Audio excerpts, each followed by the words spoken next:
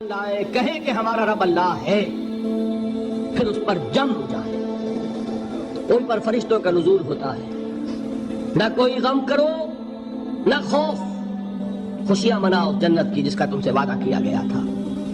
اللہ کی ربوبیت پر اطمینان جب انسان کو ہو جاتا ہے، میرا رب اللہ ہے، ربی اللہ، انسان کے لیے نہ کوئی کھٹکا، نہ کوئی خطرہ، نہ کوئی خوف، نہ کوئی حزن۔ جو کچھ ہو رہا ہے کس کے اذن سے ہو رہا ہے؟ اللہ کے اذن سے۔ اللہ کے اذن کے بغیر پتہ تک نہیں ہلتا۔ یہ کوئی اندھا بہرا مادہ نہیں ہے جس سے مجھے کوئی خوف ہو۔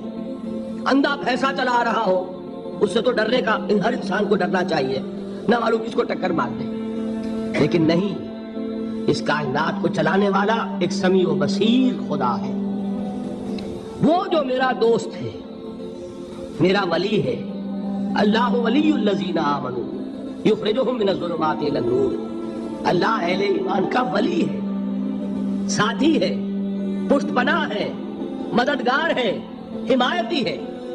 بتائیے جسے یقین ہو جائے کہ اللہ میرا مددگار، اللہ میرا محافظ، اللہ میرا پشت پناہ، اللہ میرا حمایتی، اس کے لیے کوئی خوف ہوگا؟ اس سے کوئی ڈر ہوگا؟ میں مثال دیا کرتا ہوں ایک بہت سادہ، پنجاب کے دیہات کی۔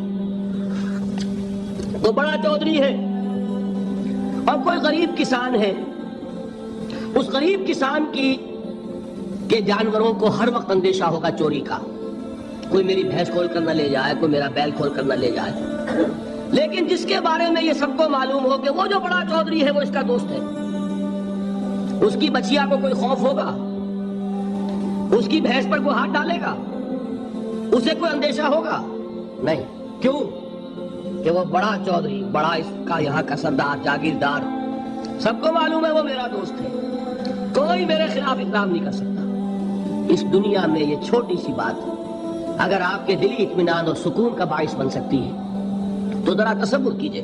میں لفظ تصور استعمال کروں گا صرف اس لیے کہ اس کا ہم جس کو کہتے ہیں ادراک اور شعور کر نہیں سکتے، اگر کے ساتھ کر سکتے ہیں۔ اگر یقین ہو کہ اللہ میرا مددگار اور یقین ہو کہ اللہ ہر آن میرے ساتھ ہے، پھر کوئی خوف، کس کا خوف؟ کوئی شے اللہ سے بالاتر ہے؟ کوئی قوت اس سے زیادہ طاقتور ہے؟ کوئی اس کے ارادے کو بدلنے والا ہے؟ کوئی اس کی مشیت کے آڑے آنے والا ہے؟ یہی بات ہے جو حضور نے فرمائی، یہ ایمان کا حاصل ہے لب لباب،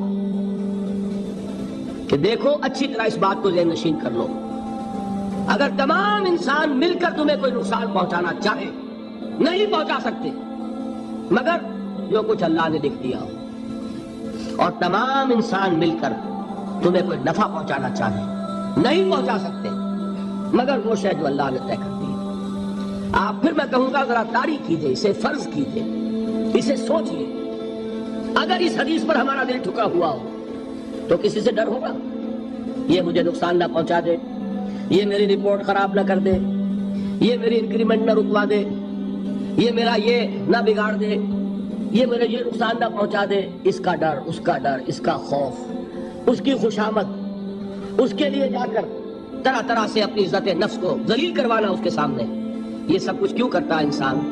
جب سمجھتا ہے کہ اس کے ہاتھ میں میرا کوئی نفع ہے، اس کے ہاتھ میں میرے لیے کوئی ضرر ہے، یہ مجھے کوئی غضب پہنچا سکتا ہے، یہ مجھے کوئی نقصان پہنچا سکتا ہے، یہ میرے کوئی کام بنا سکتا ہے، یہ میری کوئی ضرورت پوری کر سکتا ہے، اسی کا نام شرک ہے۔ جہاں آپ نے یہ سمجھا کہ غیر اللہ کے اندر کوئی طاقت موجود ہے وہی شرک ہے۔ بتوں سے تجھ کو امید ہے، خدا سے نومیدی، مجھے بتا تو صحیح اور کافری کیا ہے؟ شرک تو یہ ہے۔ جس پر بھی تمہیں یہ خیال ہے کلمہ ہے، یہ کلمہ سوم، لا حول ولا قوت الا باللہ، ذرا اس پر دل کو کبھی اگر آپ تصور کریں، پھر فرض کریں، دل ٹھک جائے اس پر، کوئی طاقت نہیں ہے۔ یہی بات تھی جو شیخ عبد القادر جیلانی رحمۃ اللہ علیہ نے اپنی وصیت میں اپنے بچے سے کہی۔ 11ویں دینے والے ہیں لیکن حضرت شیخ عبد القادر جیلانی کی وصیت اور تعلیمات کو کتنے لوگ ہیں جانتے ہیں؟ یہ جن مقامات تک پہنچے ہیں وہ کس چیز کی بدولت پہنچے ہیں؟ انہوں نے جو پیغام دیا وہ کیا تھا؟ اے میرے بچے، جس طریقے سے قرآن مجید میں حضرت لقمان کی نصیحتیں جو ہے نقل کر دی گئی ہیں، میں یہ عرض کروں گا بالفرض اگر قرآن حضرت عبد القادر جیلانی کے بعد نازل ہوا ہوتا تو شیخ عبد القادر کی یہ نصیحتیں بھی قرآن میں درج ہوتی. اتنی اونچی نصیحتیں ہیں. اے میرے بچے اس حقیقت کو ذہن نشین کر لے. لا فاعل فی الحقیقت ولا مؤثر الا اللہ. اس کائنات میں نہ کوئی فاعل حقیقی ہے نہ مؤثر حقیقی ہے سوائے اللہ. کسی شے میں کوئی تاثیر نہیں اگر اللہ نہ چاہے. آگ جلا نہیں سکتی اگر اللہ نہ چاہے. پانی ڈبو نہیں سکتا اگر اللہ نہ چاہے. زہر ہلاک نہیں کر سکتا اگر اللہ نہ چاہے. کوئی چیز فائدہ نہیں پہنچا سکتی اگر اللہ نہ چاہے. تو در در پہ کیوں سر جھکاتے ہو؟ در در پر کیوں جبیں سائی کرتے ہو؟ سب کے سامنے کیوں ہاتھ پھیلاتے ہو؟ ایک اللہ سے مانگو. ایک اللہ کے سامنے زمین پر اپنی جبین رکھو. لا فاعل فی الحقیقت ولا مؤثر الا اللہ. نظر آتا ہے ہمیں کہ پانی پیاس بجھا دیتا ہے. پیاس بجھانے کی صلاحیت پانی میں نہیں ہے، اللہ کے اذن سے. کھانا بھوک مٹا دیتا ہے. بھوک مٹانے کی صلاحیت کھانے میں نہیں ہے، اذن رب میں. دیکھیے یہی یقین تھا. حضرت موسیٰ علیہ السلام کا واقعہ یاد کیجئے. سامنے سمندر آ گیا ہے. قوم دیکھتی ہے پیچھے کہ گرد و غبار کا طوفان ہے. معلوم ہوا کہ فرعون اپنے لشکر سمیت آ گیا. لشکر جب چلتا تھا تیز رفتاری کے ساتھ تو گرد و غبار کا جو طوفان اٹھتا تھا اس کا تصور کیجئے.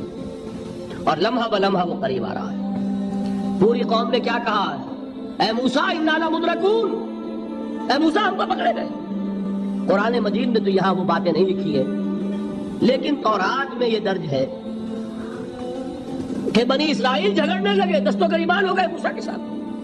موسیٰ ہمیں یہاں فرمایا لا کر، اس سے تو ہم ہی بہتر تھے.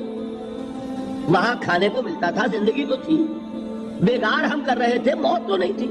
اب جو کچھ ہوگا اس کا تصور کرو، جس طریقے سے ہمارے ٹکڑے اڑائے جائیں گے. تو لڑ رہے ہیں حضرت موسیٰ علیہ السلام سے. یہ تورات کی تفصیل ہے. قرآن میں صرف اتنا آیا ہے، پریشان ہو کر انہوں نے کہا انا لمدرکون. موسیٰ ہم کو پکڑے گئے. اس وقت موسیٰ کا جواب کیا ہے؟ کلا ان معی ربی سیہدین. نہیں، میرے ساتھ میرا رب ہے، وہ راستہ دے گا. بتائیے کہاں راستہ نظر آ رہا ہے؟ یہ ہے ایمان بالغیب. راستہ نظر نہ آئے تب اللہ پر یقین ایمان ہے. جیب میں پیسے ہوں اور تب دل کو اطمینان ہے تو ایمان کس پر ہوا؟ پیسے پر، اللہ پر نہیں. جب وسائل و ذرائع نہ ہو اور پھر یقین ہو کہ اللہ مسبب الاسباب ہے، وہ اسباب کا پابند نہیں ہے، وہ اسباب کا محتاج نہیں ہے، اسباب اس کے محتاج ہے. اگر یہ یقین ہے تو اللہ پر ایمان ہے. یہ نہیں ہے تو تمہارا ایمان اسباب پر ہے، وسائل پر ہے، ذرائع پر ہے، مادیات پر ہے، اللہ پر نہیں. اس وقت کہاں راستہ تھا؟ کوئی راستہ تھا؟ سمندر ہے اور ادھر سے لشکر آ گیا ہے. کلا ان معی ربی سیہدین. اب دیکھیے ایمان کہہ دینا آسان ہے، ہوا معکم اینما کنتم. جہاں کہیں بھی تم ہوتے ہو اللہ تمہارے ساتھ ہوتا ہے. لیکن اس کا یقین قائم ہو جائے تو زمین و آسمان کا فرق واقع ہو جائے.